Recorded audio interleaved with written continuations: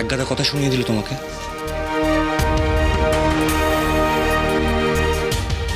বলেছিলাম না যেও না, আমি জানতাম তুমি ওখানে গেলেই সবাই তোমার উপর ঝাঁপিয়ে পড়বে, তাই জন্যই বারবার বারণ করেছিলাম। কিন্তু তুমি আমার কথা শুনলে না, সেই গেলে সবার সামনে অতগুলো কথা শোনালো। ভালো লাগলো তো? আলটিমেটলি কি হলো? তোমার সঙ্গে সঙ্গে কিন্তু আমারও খারাপ লাগলো পরি।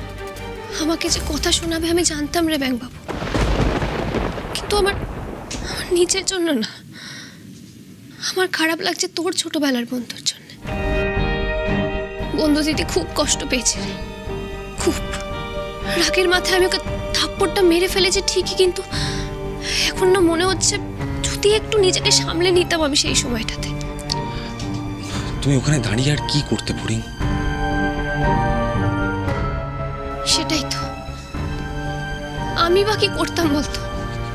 ও অন্যায় করেছিল বলেই তো মেরেছিলাম, কিন্তু তার জন্য জোর এক রাতের মধ্যে মাথা খারাপ হয়ে যাবে, এতটা শরীর খারাপ হয়ে যাবে আমি না ভাবতে পারিনি। আমার বেশি খারাপ লাগছে বন্ধু দিদির মা বাবার জন্য। ওরা না খুব কষ্ট পাচ্ছে জানিস তো, আর এই সব কিছুর জন্য না আমার নিজেকে খুব দোষী মনে হচ্ছে। পরি, একটা কথা মন দিয়ে শোনো, যে অন্যায় করে তাকে তার শাস্তি পেতেই হয়। পৌশালী অন্যায় করেছে, তার শাস্তিও পেয়েছে। ওকে তো মেন্টাল অ্যাসাইলামে নিয়ে যাওয়া হয়েছে, ডাক্তার ঠিক মতন চিকিৎসা করুক, ও ঠিক সুস্থ হয়ে যাবে। এটা নিয়ে এত চিন্তা করার কিছু নেই। তুই কথাগুলো এইভাবে কি করে বলছিস ব্যাং বাবু? ওনা তো ছোটবেলার বন্ধু, তোর একটুও কষ্ট হচ্ছে না ওর জন্য? সত্যি বলতে কি ফরিং, আমার একটুও কষ্ট হচ্ছে। ও যদি সত্যি সত্যি পাগল হয়ে থাকে, এটা যদি ওর কোনো নতুন নাটক না হয়ে থাকে, তোমার বিরুদ্ধে যদি এটা কোনো নতুন চাল না হয়ে থাকে, তাহলে আমিও চাইব ও সুস্থ হয়ে বাড়ি ফিরে আসুক। তবে ওর যে এই অসুস্থতা, সেটা কতটা জেনুইন সেটা নিয়ে আমার যথেষ্ট ডাউট আছে। না রে ব্যাং বাবু, আমি এক্ষুনি দেখে আসলাম, ওকে কেমন একটা লাগছে রে। ফরিং ও অনেক বড় একজন অ্যাক্টর, ওকে মাপা অতটা সহজ নয়। আর আমার সন্দেহকে তুমি যদি অবজ্ঞা করো তাহলে কিন্তু ভুগতে হতে পারে ফরিং। তাই আমি যেটা বলছি সেটা দয়া করে শোনো ফরিং। এই সব কিছু ভুলে যাও, এসব নিয়ে আর কোনো মাথা ঘামিও না।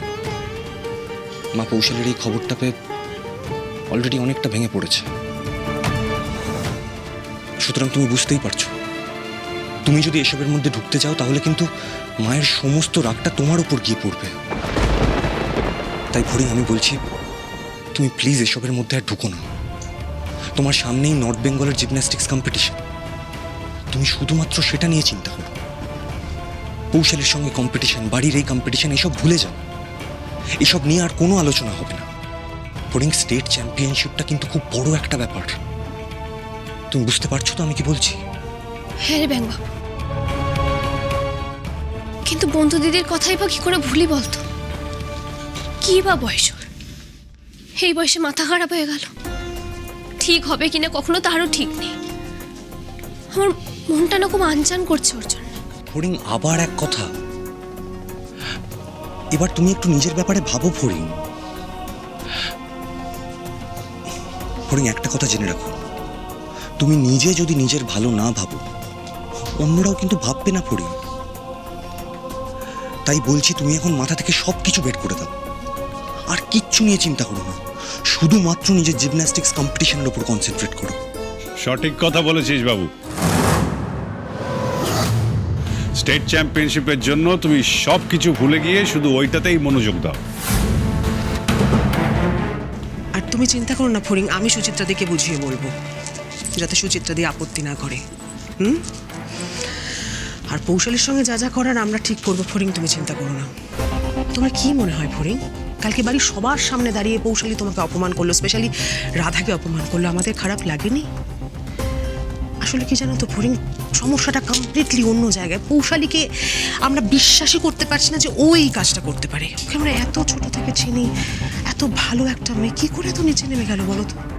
তুমি দেখো, ঠিক সেই কারণে ও যে আজকে এইভাবে অসুস্থ হয়ে পড়লো, আমরা কিন্তু কেউ বিশ্বাসই করতে পারছি না। মানুষ ছাড়া তো এই বাড়ি থেকে কেউ যায়নি। আমাদের সবার মনে হচ্ছে যে ও আবার নতুন করে কিছু একটা প্ল্যান করছে। ও, এটাই বলতে এসেছিলি? কেন রে? আমি তো জানতে চাইনি যে তোদের কি মনে হচ্ছে। না, আসলে আমাদের মনে হলো যে আমরা তোমাকে এসে বলি যে তুমি একা নও, আমরা তোমার পাশে আছি। ও, আর কিছু? হ্যাঁ, আসল কথাটাই বলা হয়নি। আমার মনে হয় কৌশলীর ব্যাপারটা এখন তুমি বাড়ির সবার উপর ছাড়ো। তোমার এখন শুধু খেলাধুলায় কনসেন্ট্রেট করা উচিত, বুঝতে পেরেছো? হ্যাঁ রে বাবু, তুই ওকে একাডেমিতে নিয়ে যাবি কাল পরশুর মধ্যে। আরে আরে ওর একটা কোচ বেছে রাখতে হবে তো। ফুল ট্রেন্ড কোচ লাগবে ফড়িং এর জন্য, যাতে ও পারফরমেন্স আরো ভালো করতে পারে। ঠিক আছে নির্মল মামা, আমি ওকে নিয়ে যাব। তুমি শুধু বলে দিও কখন কোথায় নিয়ে যেতে হবে। হ্যাঁ, সে আমি তোকে বলে দেবো। ফড়িং, যদি প্রয়োজন হয় তাহলে আমি তোমার জন্য কোচ বেছে রাখতে পারি, বুঝেছো, যার কাছে তুমি আরো ভালো করে প্র্যাকটিস করবে। আমি চাই তুমি প্রফেশনাল ট্রেনিং নিয়ে দুর্দান্ত রেজাল্ট করো ফড়িং। তোকে আমার জন্য কোনো কোচ খুঁজে এনে দিতে হবে না। এত দয়ার না আমার প্রয়োজন নেই, বিশ্বাস কর। আমার নিজের কোচ আমি নিজেই খুঁজে নিতে পারবো। আর আমি যে কোচকে খুঁজে আনবো না, সে আমাকে সব থেকে ভালো শেখাবে। তুমি নতুন কোচ খুঁজবে? তুমি নতুন কাউকে চিনলেই বা কি করে ফড়িং? হ্যাঁ, নকুর মামা তোমাকে কিছুটা শিখিয়েছিল, কিন্তু তাছাড়া তুমি তো নতুন কাউকে চেনো না, জানো না। আর নির্মল মামা তো ঠিকই বলেছেন ফড়িং, একজন প্রফেশনাল কোচের তোমার দরকার আছে। সে পেশাদার হোক আর যাই হোক, আমি তো তোকে বললাম আমি আমার ব্যবস্থা করে নেব। কারোর কোনো রকম সাহায্যের আমার প্রয়োজন হবে না। আর আমি চাই না এবারে কেউ যে জিমন্যাস্টিকের সাথে যুক্ত সে আমাকে কোনো রকম সাহায্য করুক।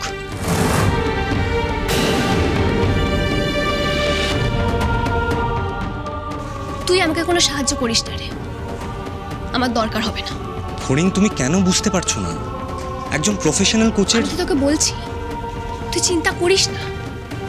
আমার যা যোগ্যতা আছে সেই যোগ্যতাতে আমি যা অর্জন করতে পারবো আমি করব। কারোর কোনো রকম সমর্থনে আমার প্রয়োজন হবে না। ভালো, তোমার যা ভালো মনে হয় তাই করবে। চলো নির্মল। আর শোন,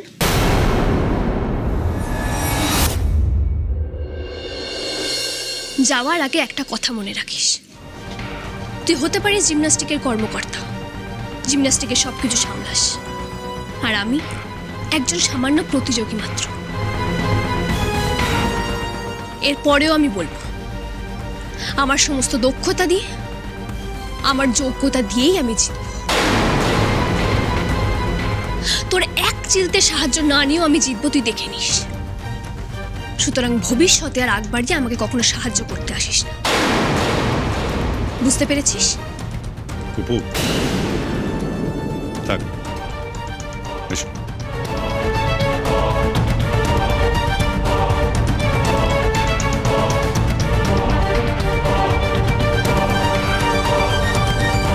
ওই মানুষটাকে বলে দিস আমাকে যেন কোনো ন্যাকামি দরদ না দেখাতে আসে। আর তুইও শুনে রাখ, এই ফড়িংয়ের না কারো সাহায্যের প্রয়োজন হয় না, বুঝলি? আর ও সাহায্য নিতে যে আমার ঘেন্না করে সেটাও বুঝিয়ে দিস। আমি তো বুঝতে পারছি না, বারবার করে একটা কথা বলার পরেও কেন এই লোকটা এই সহজ কথাটা বুঝতে পারছে না। ফড়িং, তুমি এখন একটা নতুন কোচ কোথায় খুঁজবে? কোচ তো আমি খুঁজে আনবই, এমন কোচ খুঁজে আনবো যাকে দেখে নির্মল ব্যানার্জির আত্মারাম খাঁচা ছাড়া হয়ে যাবে।